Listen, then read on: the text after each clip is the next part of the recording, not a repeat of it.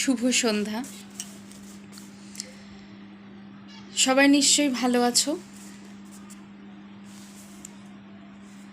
এতদিন একদম বসার সময় হয়ে ওঠেনি কবিতা নিয়ে, আজ একটু সময় পেয়েছি। আজ তোমাদেরকে শোনাবো কবি জীবনানন্দ দাশের বনলতা সেন।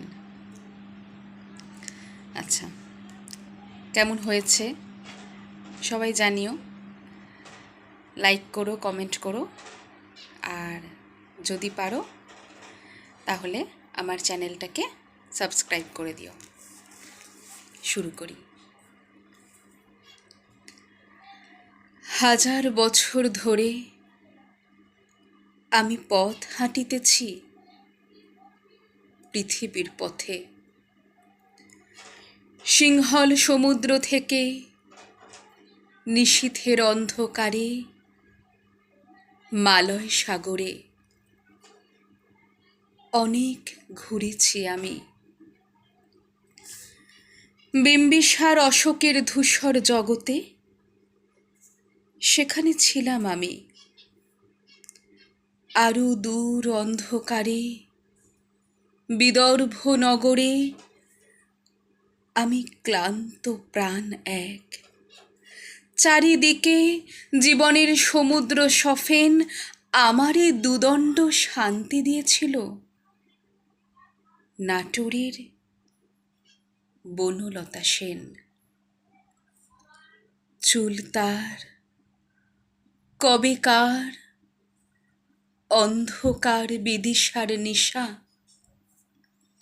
মুখ তার শ্রাবস্তির কারুকার্য। অতি দূর সমুদ্রের পর হাল ভেঙে যে নাবিক হারাইছে দিশা, সবুজ ঘাসের দেশ যখন সে চোখে দেখে দারুচিনি দ্বীপের ভিতর, তেমনি দেখেছি তারে অন্ধকারে। বলেছে সে, এতদিন কোথায় ছিলেন? পাখির নীড়ের মতো চোখ তুলে নাটোরের বনলতা সেন। সমস্ত দিনের শেষে শিশিরের শব্দের মতন সন্ধ্যা আসে, ডানার রৌদ্রের গন্ধ মুছে ফেলে চিল। পৃথিবীর সব রং নিভে গেলে পাণ্ডুলিপি করে আয়োজন। তখন গল্পের তরে জোনাকির রঙে ঝিলমিল সব পাখি ঘরে আসে।